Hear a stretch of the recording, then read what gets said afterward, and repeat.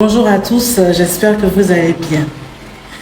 Je vais parler aujourd'hui de l'esprit de mort. Vous savez, on nous a beaucoup menti ou moins instruit sur le sujet de l'esprit de mort. Quand une personne perd un être proche et la personne rêve par exemple à ce défunt-là, automatiquement, oh ça c'est l'esprit de mort, il faut chasser ça. Tu as perdu ton parent, tu es assise dans la pièce, dans ton salon, et tu sens l'odeur, par exemple, de ton mari ou l'odeur de ta femme, de ton père, de ta maman, son parfum. Et tu vas aller les voir pour leur dire, ah, j'ai senti l'odeur de ma mère défunte. Ou on va te dire, ça c'est un esprit de mort. Il faut combattre ça, il faut détruire ça. Aujourd'hui, il y a des personnes, quand ils souhaitent aller, n'est-ce pas, dans les cimetières où leurs parents ont été enterrés, pour aller même nettoyer autour de la tombe, les mêmes encore, les oncles et les tantes de Dieu, comme je ne veux pas dire de nom, vont venir vous dire, mais ça là, c'est satanique, c'est démoniaque, laisse les morts enterrer les morts. Toi, va annoncer le royaume de Dieu. Qu'est-ce que tu fais pour venir nettoyer autour de la tombe? Même quand c'est la Toussaint, certaines personnes vont se lever pour dire, bon, on va aller au cimetière pour comme c'est la Toussaint. Oh, sacrilège! Ça, c'est satanique. On ne va pas faire un culte de mort. Pourquoi tu vas aller faire le truc de mort? Et on a entendu plein de choses comme ça. Aujourd'hui, il y a des gens, je vous dis, ne savent même pas où leurs parents ont été enterrés. Parce que quand tu vas trouver le cimetière, là, la forêt a rempli le cimetière de la pauvre dame ou du pauvre vieux. Et tu es assis à Abidjan et tu es content. Même quand on t'appelle, tes frères et sœurs t'appellent, te disent, ah viens, on va cotiser pour pouvoir refaire la tombe de papa, refaire la tombe de maman, hein, parce que c'est un peu gâté, c'est un peu bizarre là. Tu vas dire, oh, ça c'est l'esprit de mort. Ne mettez pas mon nom dedans, ne m'associez pas avec ça. Moi je ne suis pas dedans parce qu'on t'a enseigné que c'est l'esprit de mort. C'est quoi vous appelez l'esprit de mort? Le jour où on est né, on a signé un contrat avec la mort. Le jour où tu es né là, ça veut dire qu'il y a un jour où tu vas mourir. Et quand on parle de la mort, quand on est spirituel, on sait que la mort même n'existe pas en tant que telle. On change juste d'état, on change juste de dimension, on change juste de vibration. C'est ça en fait la mort. Donc quand une personne décède aujourd'hui, quand l'âme sort du corps, l'âme est là. Pendant au moins 40 jours, l'âme sera là avec vous dans la maison. Même vos collègues au travail, ils seront là-bas. Partout où ils vont régulièrement, pendant qu'ils étaient vivants, ils seront là au moins pendant 40 jours. Et on va tous passer par là. Voilà pourquoi j'ai des passeurs d'âme pour pouvoir les aider à traverser vers la lumière. C'est un processus qui n'est pas facile pour l'âme de quitter la matière pour aller vers le spirituel. C'est un passage. Et donc, pourquoi est-ce que vous voyez que les musulmans font souvent 40 jours, 7e jour, 40e jour? Ce n'est pas seulement un truc de l'islam. C'est une tradition, une coutume. Chez nous, les Arabes, on le fait. Que tu sois chrétien ou musulman, demandez. On le fait. Les chrétiens arabes le font parce que ça fait partie de la culture, de la tradition. Les 40 jours, même chez les juifs, il y a 40 jours. Pourquoi on fait la cérémonie pour dire vraiment à l'âme que l'âme est partie maintenant? On l'accompagne avec des prières. Il y a des prières, des sacrifices, des rituels à faire pour accompagner, n'est-ce pas, le défunt. Mais aujourd'hui, à cause de tel nom, on dit esprit de mort, on a laissé tout ça. Entends, ce n'est pas normal. Parce que chaque tradition, chaque coutume, chaque pays a des principes de rituels pour accompagner le défunt. Même ici en Afrique, 7e jour, là, on le fait normalement. 40e jour, là, on le fait normalement. Mais ceux qui ont pu garder cette tradition, ce sont les musulmans parce qu'ils ont gardé la tradition des Arabes. Cette tradition était antérieure même à, on va dire, à la religion.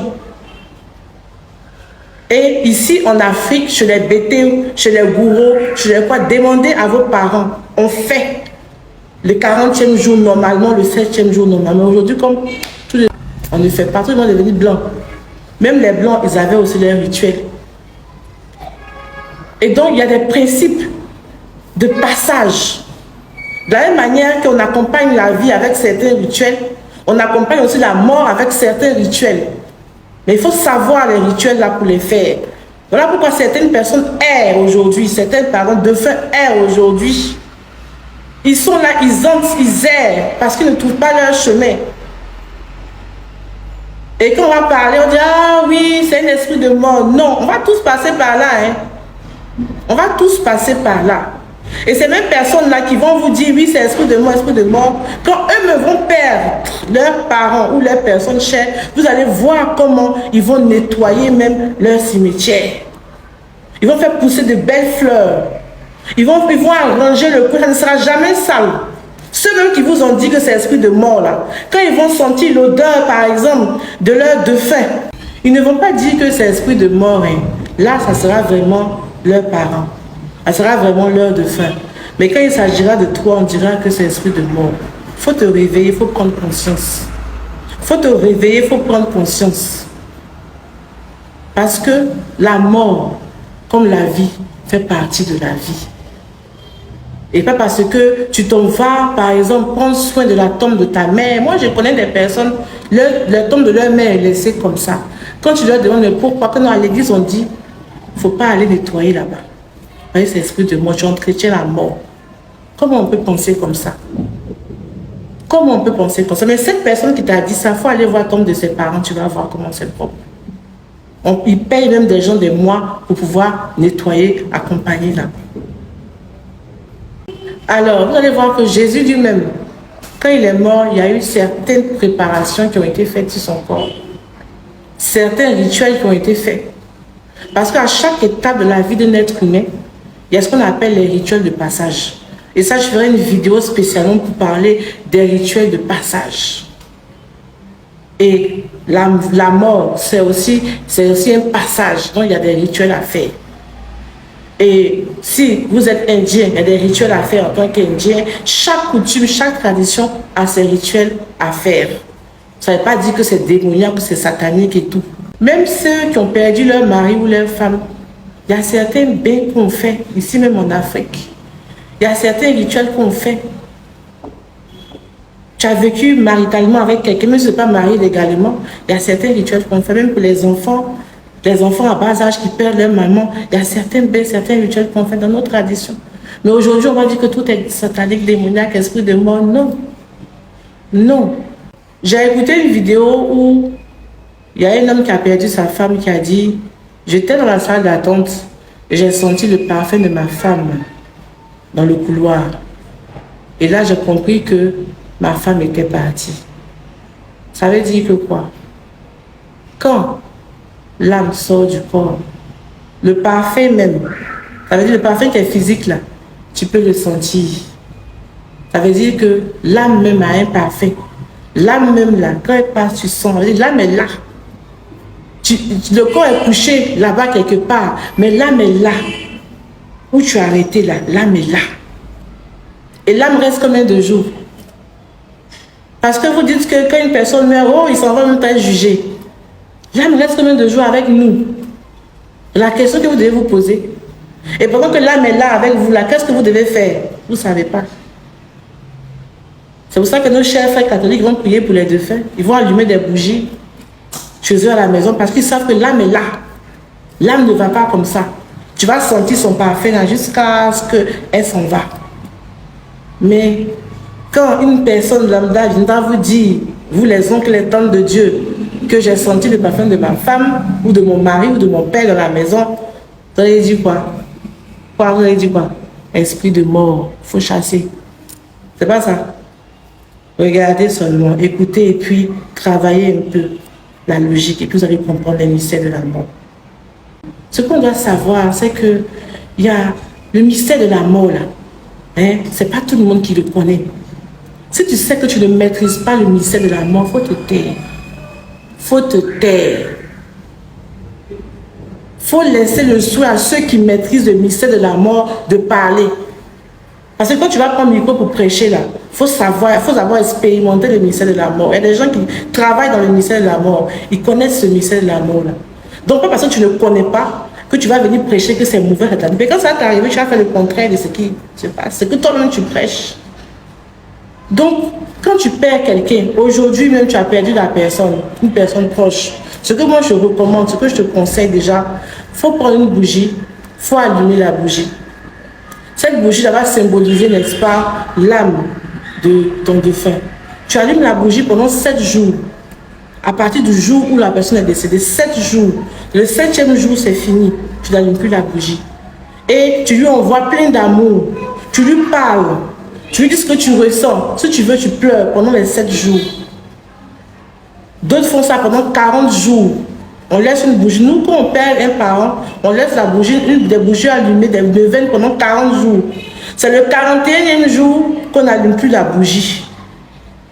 Et 40 jours, ça veut dire que c'est fini. On arrête de pleurer. Notre tradition chez nous, les Arabes, quand quelqu'un décède, tu portes l'habit noir pendant 40 jours. Tu ne te maquilles pas pendant 40 jours. Tu fais le deuil. Tu gardes la barbe, tu es un homme, la barbe, les cheveux, tes ongles, tout ça. Pendant 40 jours, tu ne dois pas couper, tu ne dois rien faire. Ça, c'est le symbole de deuil pour dire que j'ai mal. Pour montrer à l'âme que tu es parti là, donc on a mal. Et après les 40 jours, c'est fini. C'est pour ça qu'on fait la cérémonie pour clore. Et on ne pleure plus. On dit, c'est fini, ne pleurez plus. On te laisse pleurer jusqu'à 40 jours, il faut te défouler. Mais après 40 jours, on ne peut plus pleurer. Parce que les pleurs, là, ça alourdit la marche du défunt. Les pleurs alourdissent la marche du défunt. De la même manière qu'on fait des rituels au début de la naissance, je vais vous montrer ça après.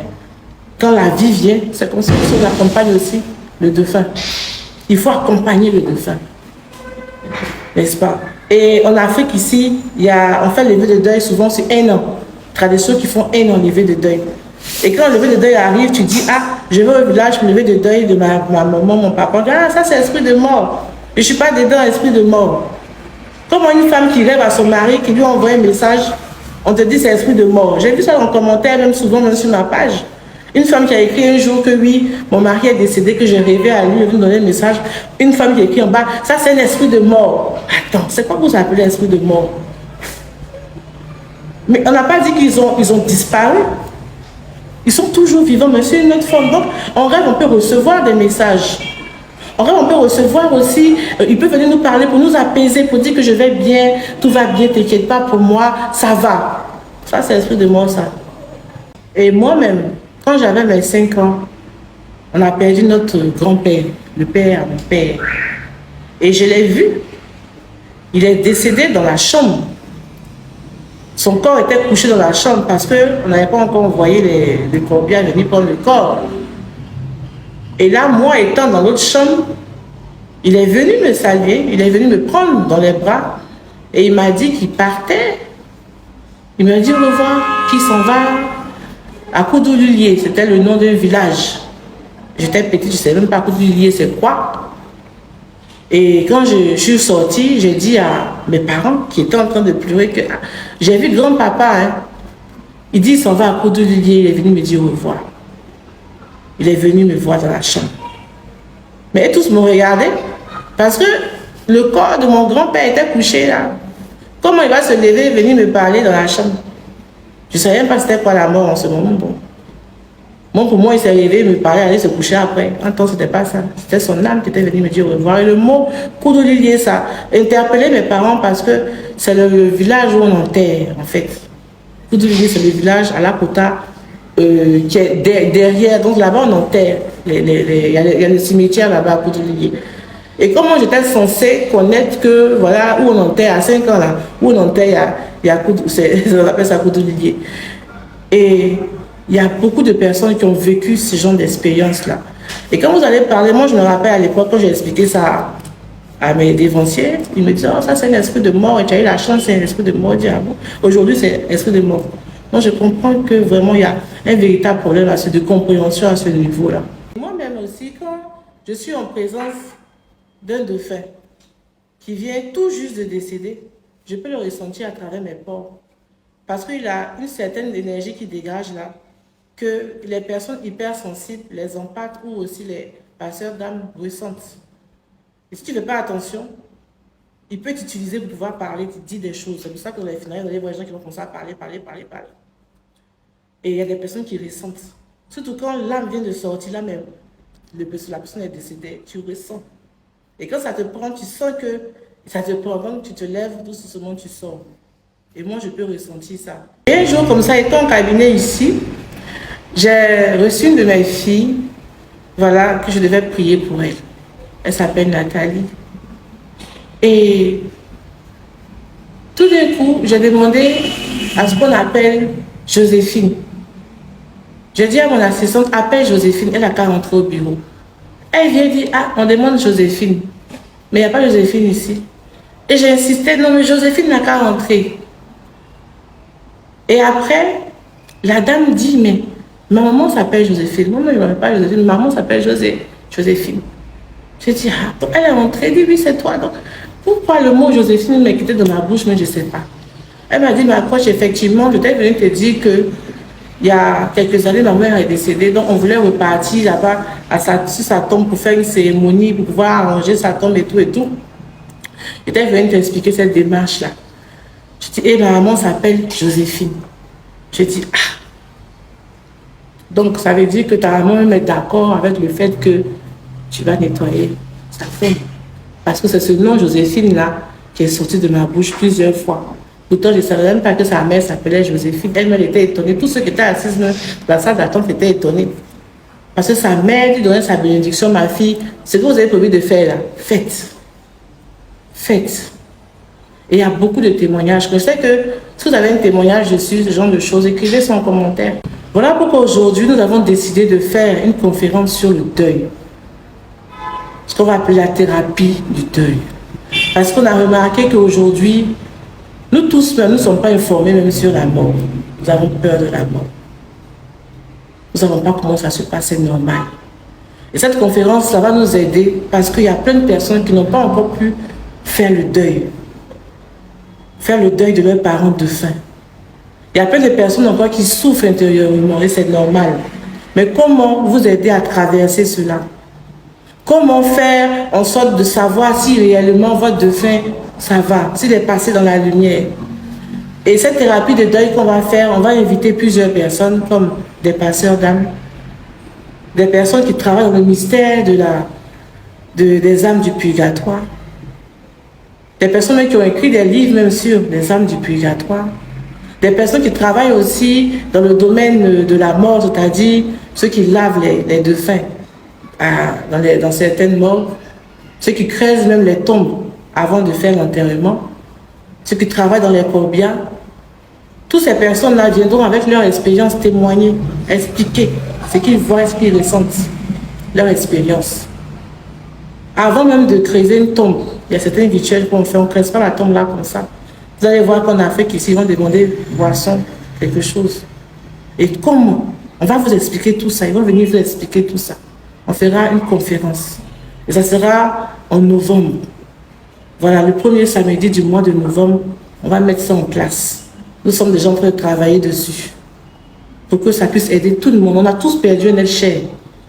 On a tous vécu ça et on va tous vivre ça un jour. Forcer un jour, tu vas perdre un être cher. Ça, c'est clair. Forcer un jour aussi, les êtres chers que tu as vont te perdre. Ça fait partie de la nature. Forcer, tu vas perdre ton père un jour. Tu vas perdre ta mère un jour. Ça, c'est clair. Tu vas perdre ton mari. Tu vas perdre ta femme. C'est vrai que ce n'est pas bon à dire comme ça, mais c'est un truc qui va se passer. Soit c'est le mari qui va enterrer sa femme, soit c'est la femme qui va enterrer son mari. Forcément, un de vous va enterrer son ami. Mais est-ce qu'on pense déjà à ça, à ce moment-là? On met ça très loin. Même si c'est dans 150 ans, ça va arriver. Donc, il faut être préparé à ça. Comment être préparé déjà à ça, avant que ça n'arrive là, il faut te préparer. Parce que, comme on dit, ça va arriver. Donc, cette thérapie-là, vraiment, elle est bienvenue pour tout le monde, même pour moi-même aussi, pour tout le monde. Et aussi, la prochaine vidéo que je ferai, il faudra que tout le monde soit là pour prendre note. Ça sera les passages d'un être humain, les différents passages dans la vie d'un être humain et les différents rituels qui les accompagnent, de la naissance jusqu'à la mort. Et quand je parle de naissance, ce n'est pas le jour où tu es né. Naissance commence le jour même de la fécondation. On va parler de tout ça dans la prochaine vidéo. Donc portez-vous bien et je vous envoie les numéros pour les inscriptions pour les cours, pour la formation Arbre de vie, cycle 1, cycle 2. Voilà, soyez bénis abondamment. Que Dieu vous garde.